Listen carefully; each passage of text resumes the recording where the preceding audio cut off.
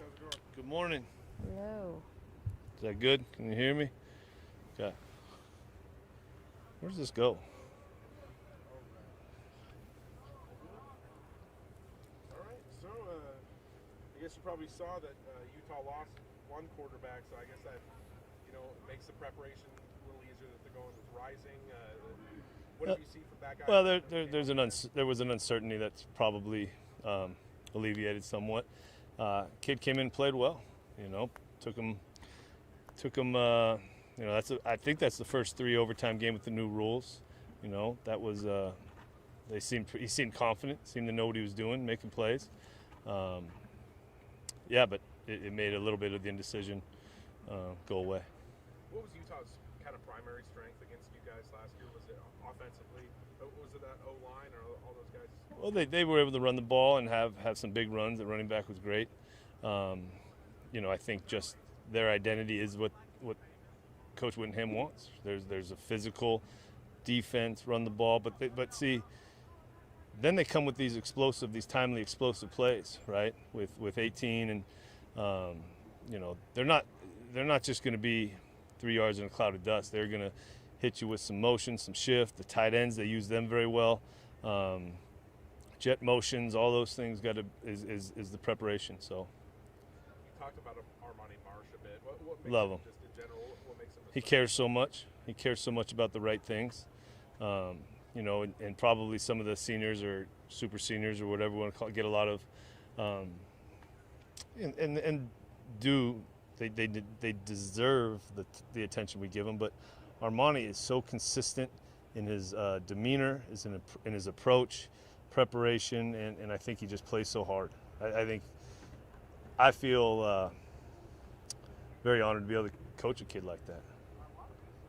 I think he's a great role model for young kids in the game, and probably any game. Just look at how he plays. If you get a chance to be around him, look how he treats people. I think he's definitely has set himself up to be a successful, happy life. Can you kind of give a rundown on how the quarterback reps have been split up this week? Cam and Jarrett Cam and have Jarrett kind of are the been, ones? taking the majority of them.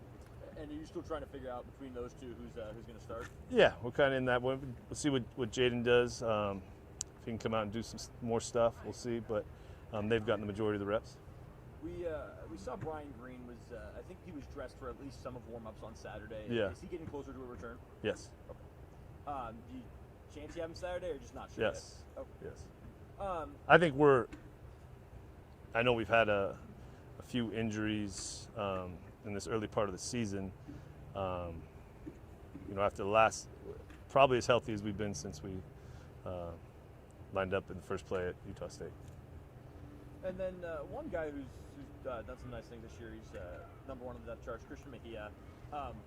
What is some stuff you've seen from him and what he's been able to do? Well, I was able to sit in his living room on the east side of Oahu and got to know some of his coaches very well. And I think his body has changed, which probably when they recruited him here, that's what they anticipated. Mature kid, cares very much about people and doing the right thing.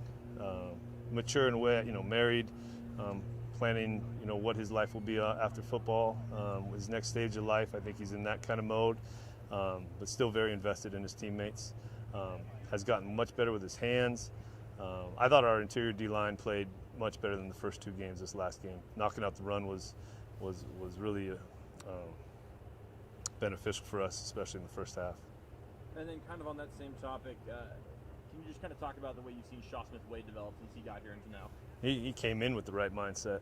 Was lucky enough to be able to sit in his living room too before he came. And it's about guys who love football, love the process, love just playing the game, not just Saturdays. They love everything that it entails, and he's one of those guys.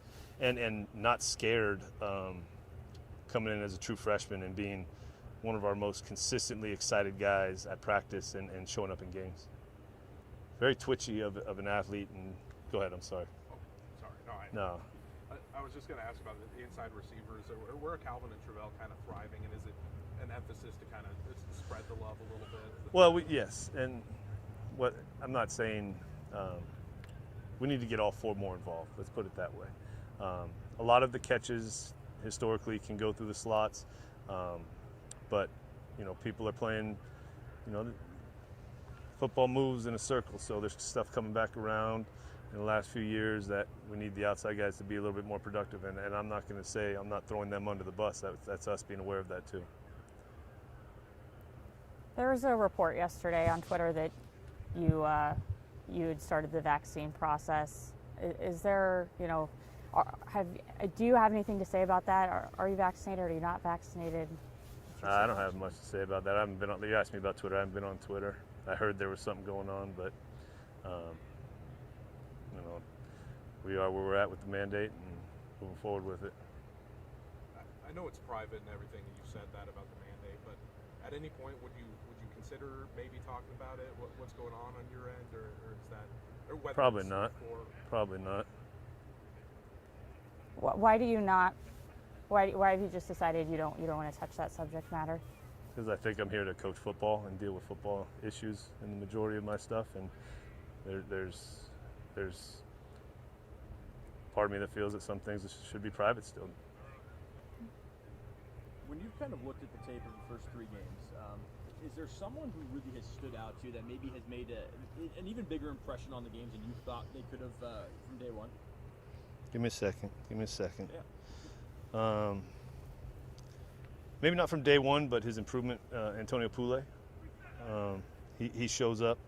You watch Marsh for a little bit, and he's going to be a productive guy. Trying to think about Andrew Edson.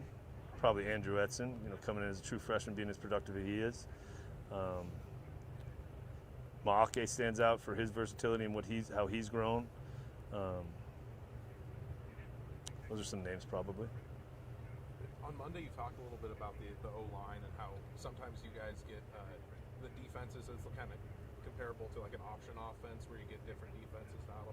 I was just wondering a little bit more about that. Sure.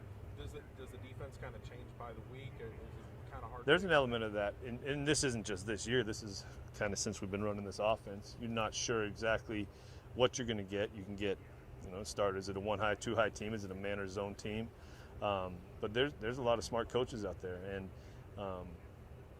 I feel, I could be wrong, but I feel we get different stuff a lot of times than we necessarily prepare for what they've shown earlier, and that's just the way it is, and that's how it's been. So being great with adjustments and identifying what it is, we emphasize communication a lot. So whether it's from the booth to the sideline, or what the guys up front are seeing on the field and being able to bring it back, that's also a benefit of having a team that has some seasoning to it, especially up front with Abe and Liam and Brian, and even Jared's played a bunch of football for us. So I think there's part of that. But yeah, I think there's an element that we've always had to be ready for with that. When you see a team like USC last weekend go on a 45-point run, you see it across all sports, when a team just sort of has that wave of momentum. What are you telling your guys on the sideline sort of while it's happening, and how would you go about stopping, those teams with a wave of momentum? You got to dam up the energy. Every team's a little different too in that way. It's happened a few times where I need to start with myself and change how I do things, whether it's in practice or in those situations.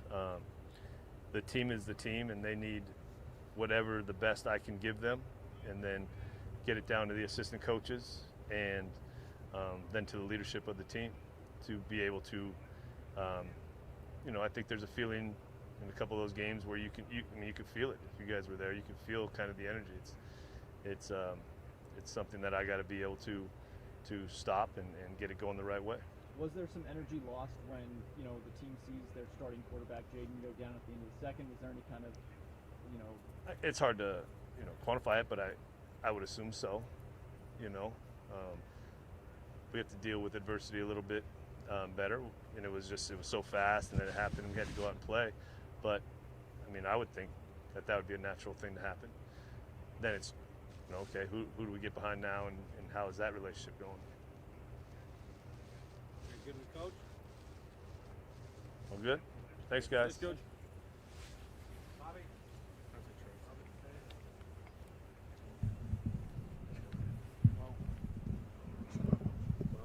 you got something.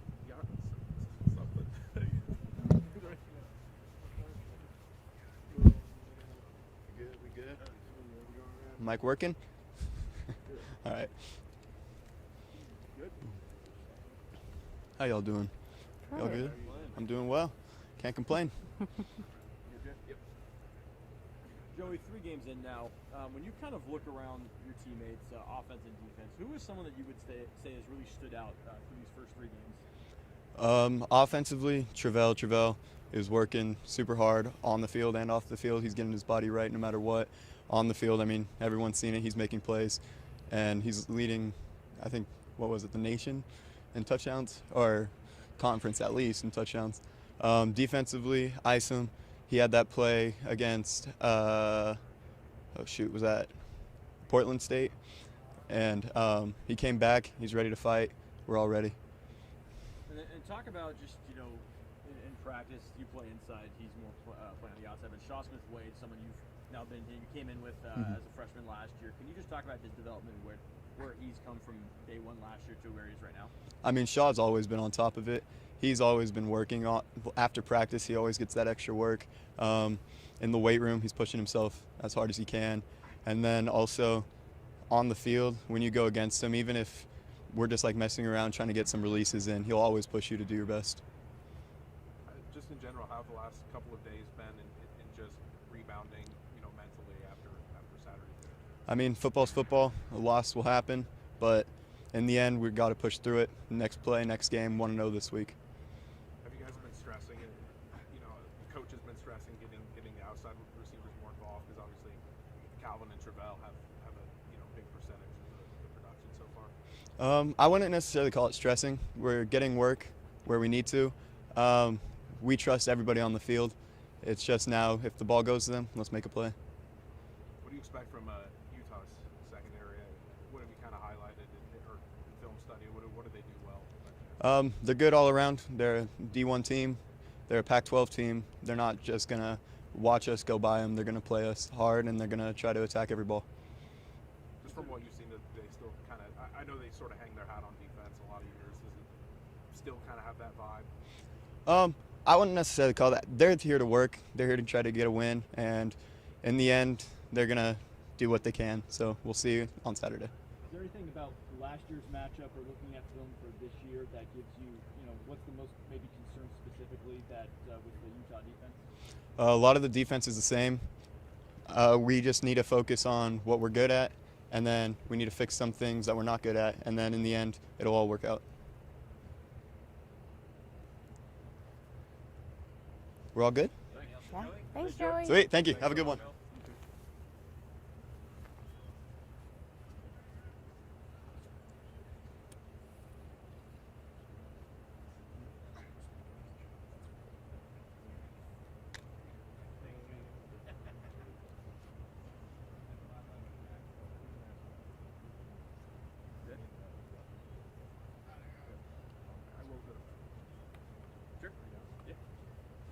Brendan Jackson. Hey, Brendan, how's it going? What's up? What's up, guys? Good? Brendan, you've been playing next to Christian Mejia a lot this year, a guy who's kind of risen up the depth chart. Can you just talk about him and his progression and how he's playing? Yeah, I mean, shoot, when I first got here, I knew he was a really special character, social guy. I feel like he had a lot of experience coming in and basically just, been working, being a workhorse on and off the field, in the weight room extra. So, I'm not surprised by his success, honestly. It's going to just keep getting better from here. What sort of the same question for Andrew Edson as that guy? I know he's kind of surprised everybody. How about you? Didn't surprise me, dude. Man, I tell you, when you work hard and you run to the ball, good things happen. So, he's just been one of those guys that get an extra film room, always asking the older guys, help with this, help with that. And, it's shown up. So I'm really proud of the kid, and he's going to keep doing really good things. So don't be surprised when you hear his name more. Maybe with the exception of Edson, because he is kind of seeming the go-to answer, who is someone that is really kind of not necessarily surprised, but has stood out to you in a way that maybe they've made a bigger impact than you would have personally thought they would have in these first 3 games? I don't know if I'd say. I guess for the fans who I didn't think they knew how good he was, and I knew how good he was, Armani Marsh. I mean, that dude's a killer. I mean, he's a beast on the field, and I mean, I knew he was going to break out like this, but I just think Cougar fans need to remember that name because he's a special player. What is it that he does that's special? I mean, I don't know if he sleeps. He's just always doing extra, always out in the field, doing more work, asking questions, and it's just like he just has such a love for the game. And I mean, you know, when you show up with so much passion every day, I mean, you're going to make plays, and you know, you're going to be fired up and amped up. So yeah, Armani Marsh, remember that guy. It seems like since week one, your guys' rushing defense has kind of steadily progressed, taken strides. But I guess would you first agree with that sentiment, and what sort of flipped since that Utah State game? I guess just, you know, we're honing in on, you know, what kind of pass rushers we are, you know, and just really practicing it every day and being more cognizant of it. You know, we want to make sure that, you know, every game we get to the quarterback because that makes everybody's job easier in the back end. So, you know, it's every day working on it, staying extra, working our pass rush moves. Coach Coop, you know, just harping on, you know, finding out what our identity is. You know, I think as the year progresses, I think we're going to keep getting better and better. For rushing defense? Yeah. How's you guys just kind of bottling up running backs better, does it seem? I guess over the past couple, I mean, USC had, 48 yards or something?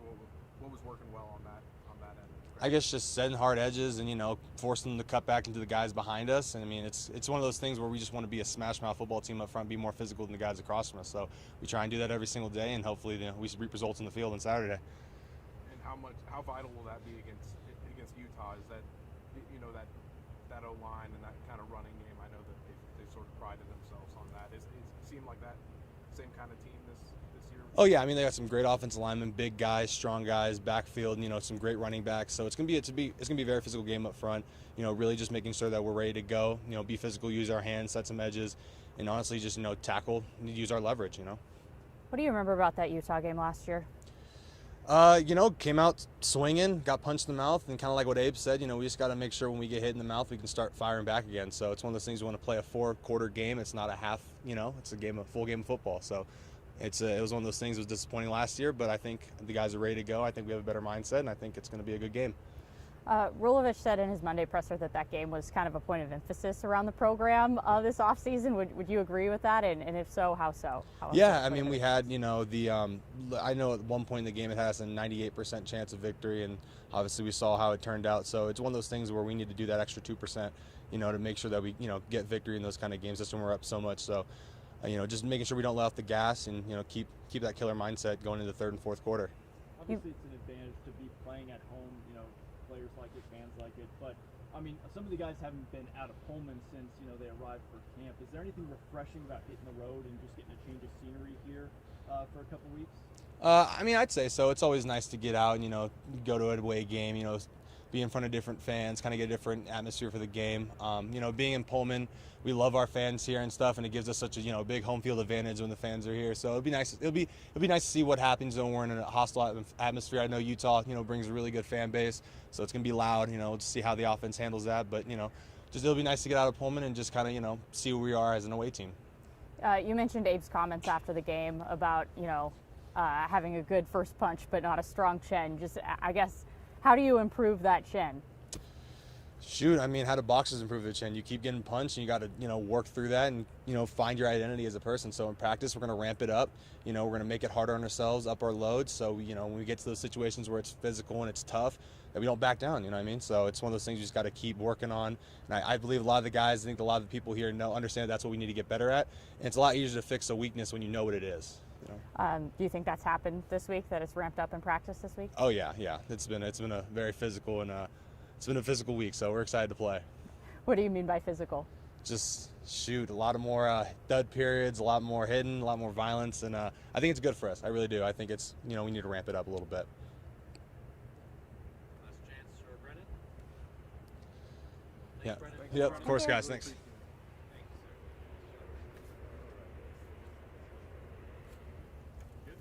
We're done. Do you want to give me that card?